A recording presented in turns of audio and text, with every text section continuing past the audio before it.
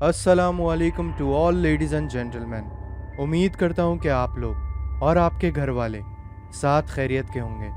मेरा नाम मोहम्मद अदील है और आप लोग देख रहे हैं जिन स्टोरीज़ एपिसोड 25।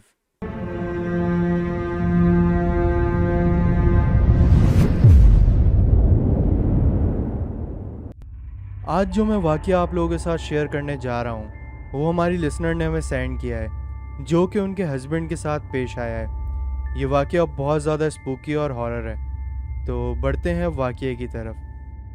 पहले हम लोग स्पेन में रहते थे, अब यूके आ गए हैं। ये वाक़या भी स्पेन का है। मेरे हस्बैंड का कंस्ट्रक्शन का काम होता था, जिसके सिलसिले में उन्हें शहर और टाउन से अक्सर बाहर जाना पड़ता था। एक दफ़ा इसी तरह काम के सिलसिले में उन्हें किसी दूर शहर जाना था। उस शहर तक जाने का सफ़र काफ़ी लंबा था, तकरीबन 4 से 5 घंटों की कंटिन्यूसली ड्राइव थी। मेरे हस्बैंड ने यही बेहतर समझा कि वो लेट नाइट रात में ही निकल जाएं। लिहाजा रात को 1 बजे उन्होंने अपनी गाड़ी में सफ़र का आगाज़ किया। हाईवे पर तेज़ रफ्तार के साथ ड्राइव करते रहे। उन्हें लगा कि सफ़र काफ़ी तय हो गया है, मगर जब उन्होंने टाइम देखा तो पता चला कि अभी तो मुश्किल से 1.5 से 2 घंटे ही गुजरे थे। वो काफ़ी ज़्यादा थक गए थे। रास्ते में कोई स्टे, कोई रेस्टोरेंट, कुछ नहीं आ रहा था। जिस रोड से वो गुज़र रहे थे वो बहुत ही ज़्यादा सुनसान, वीरान और अंधेरे वाला रास्ता था।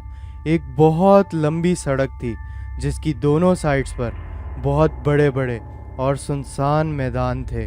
वो मैदान निहायत अंधेरे वाले और सुनसान थे।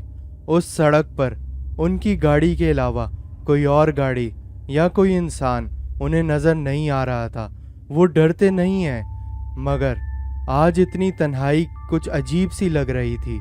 उन्हें पहली बार कुछ खौफ महसूस हो रहा था। सफ़र और अंधेरा ख़त्म होने का नाम ही नहीं ले रहा था।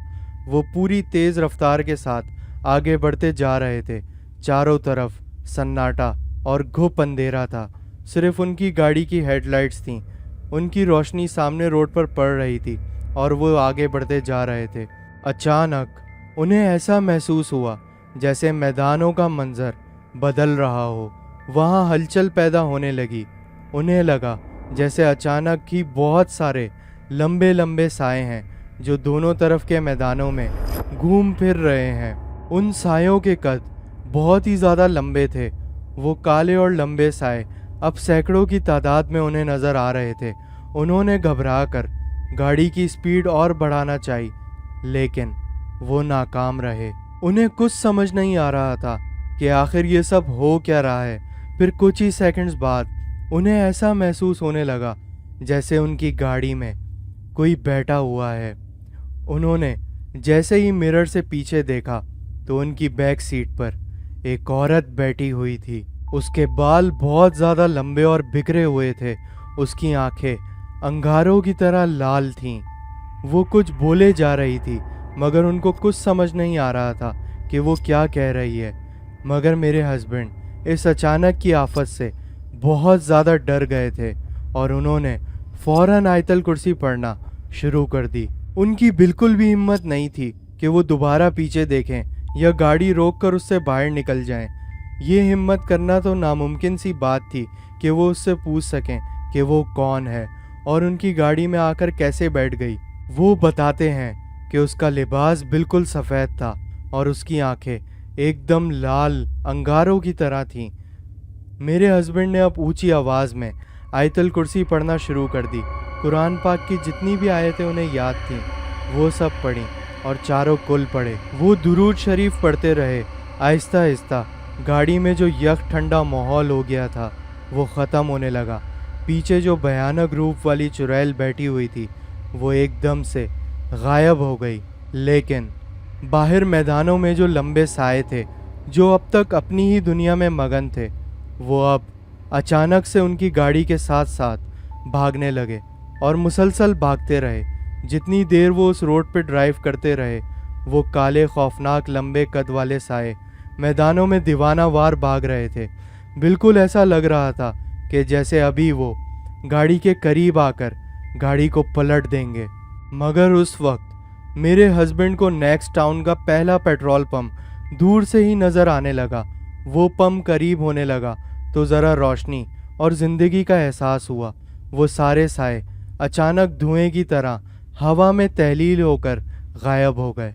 मेरे हस्बैंड उस पेट्रोल पंप पर ही रुक गए और सुबह की रोशनी होने तक वहीं ठहरे रहे। उन्हें हल्का हल्का सा बुखार महसूस हो रहा था, तो इसीलिए उन्होंने वहाँ स्टोर से मेडिसिन लेकर खा ली। उन्होंने तय कर लिया कि आइंदा कोई भी सफ़र रात के वक्त नहीं करेंगे, और अगर करेंगे भी तो अकेले हरगिज़ नहीं। वीरानों, पहाड़ों और समंदर के आसपास जिन्नात ही होते हैं। रात अल्लाह ताला ने आराम के लिए बनाई है और दिन काम के लिए, इसलिए रात को अकेले ट्रैवल करना सही नहीं है। उम्मीद करता हूँ आज का ये एपिसोड आप लोगों को पसंद आया होगा। अगर पसंद आया है तो हमारी इस वीडियो को लाइक करें और हमारे यूट्यूब चैनल को सब्सक्राइब करें। अगर आप लोग भी अपनी हॉरर स्टोरीज हमसे शेयर करना चाहते हैं तो हमारी ईमेल पे आप लोग सेंड कर सकते हैं, speakwithadil@gmail.com। नीचे डिस्क्रिप्शन में ईमेल शो हो रही होती है, वहाँ पे आप लोग सेंड कर सकते हैं। उसके अलावा फेसबुक और इंस्टाग्राम पे भी DM कर सकते हैं।